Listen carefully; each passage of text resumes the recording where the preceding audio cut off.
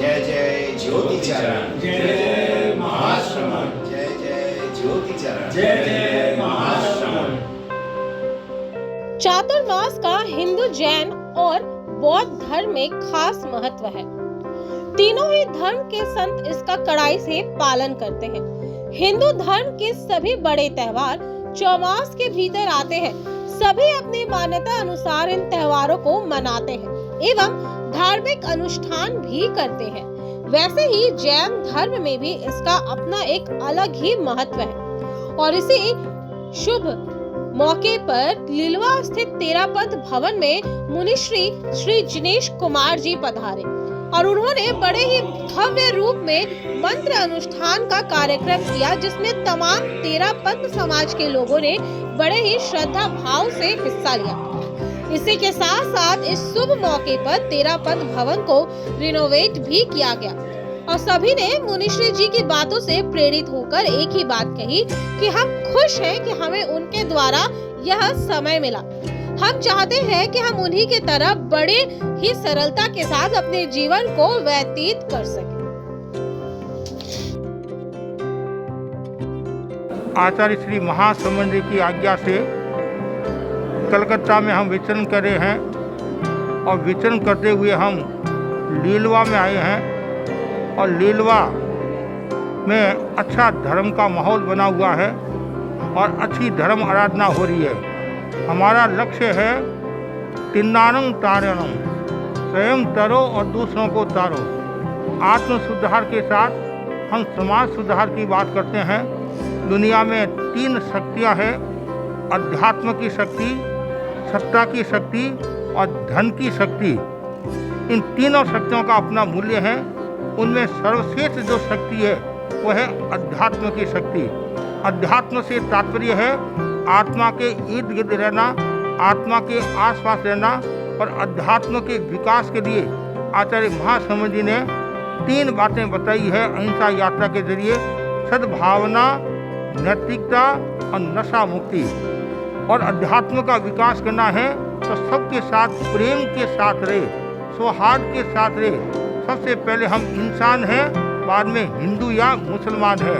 हम किसी भी संप्रदाय के हो, असंप्रदायिक दृष्टिकोण का विकास करें। और जो व्यक्ति अध्यात्म में विकास करता है, अध्यात्म में विश्वास रखता है, तो उसको सबसे पहले सद्भावना, विचारों में मलिनता नहीं आए, विचारों में पवित्रता बनी रहे, कोई किसी के साथ में दुर्भावना नहीं रखे और अच्छा भाव रखे। दूसरा है नैतिकता, नीति और न्याय के मार्ग पर चले। वर्तमान में चुनाव का समय है और चुनाव में भी नैतिकता का विकास हो, प्रामाणिकता का विकास हो।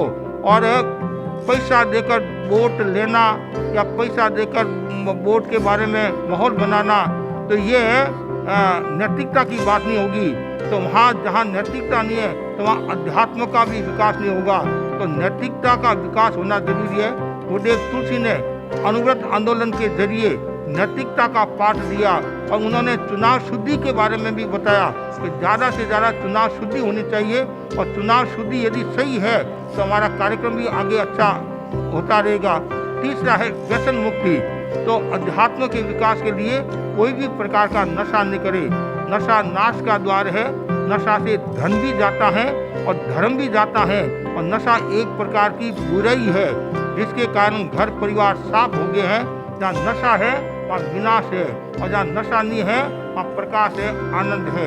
तो हम सबको यही कहना चाहते हैं कि हमें ये मनुष्य का जन्म मिला है तो अध्यात्म की चेतना का विकास करना चाहिए।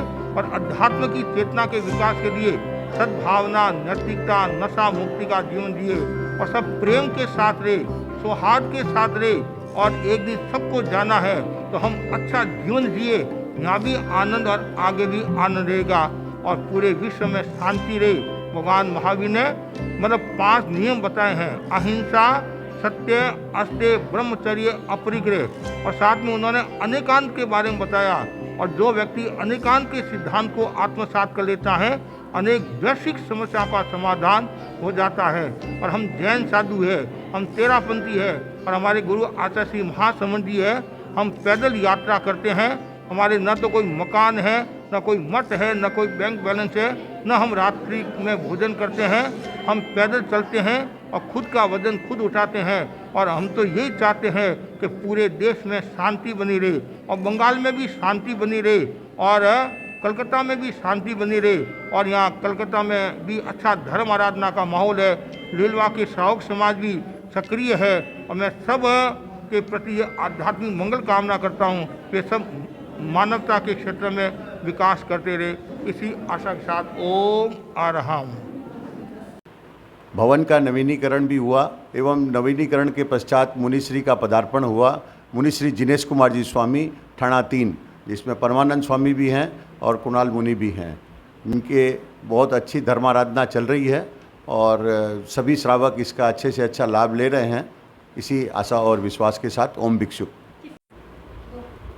अरहम लीलवा जैन श्वेतांबर तेरापंथी सभा एक जागरूक सभा है जो व्यक्ति के IQ के साथ में SQ के भी लेवल सोचती है और इसीलिए हमारा सौभाग्य है कि आज हमारे यहाँ पे संत पधारे हुए हैं, जिससे हमारी स्पिरिचुअलिज्म जो है वो बढ़े, जो विवेक जगे कि हमें क्या करना, कैसे करना, कितना करना, जिसके साथ हमारा जीवन भी अच्छा हो और हमारा परिपार्श्व जो है वो भी अच्छा हो। इसी के साथ उम्र मुनिश्री ने महती कृपा करके होली चातुर्मास का जो कार्यक्रम है 23 तारीख से लेकर मार्च की 31 तारीख तक का कार्यक्रम हमारी लीलवा सभा भवन में मुनिश्री ने प्रदान किया है। हम मुनिश्री के प्रति बहुत बहुत आभार ज्ञापित करते हैं, कृतज्ञता ज्ञापित करते हैं। मुनिश्री से हमें प्रेरणा मिलती है, हमें नेता नहीं श्रावक बनना है, अच्छे श्रावक बनना है, समाज के हित में काम करना है, खुद भी धर्म के प्रति जागरूक रहना है, औरों को भी जागरूक करना है। मैं इन्हीं भावों के साथ अपनी बात को मुनिश्री जिनेश कुमार जी का चातुर्मास होली चातुर्मास 2024 का हमें लीलवा प्रदान हुआ और उसमें 2 बड़े कार्यक्रम भी आयोजित हुए।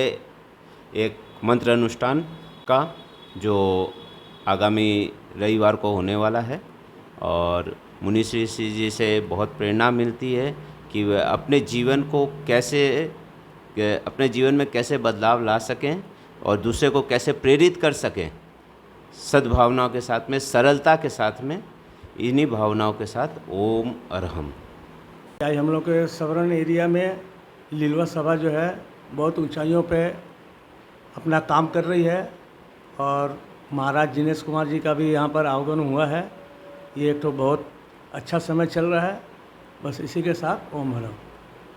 और आज बहुत हर्ष की बात है कि मुनिश्री लीलवा पधारे हैं हमारे और 23 तारीख से 31 तारीख का जो समय हमें प्रदान किया, इसमें ज़्यादा से ज़्यादा धर्म आराधना हो और सभी भाई, सभी श्रावकगण इसका बहुत बहुत लाभ लें। इन्हीं मंगल भावनाओं के साथ ओम।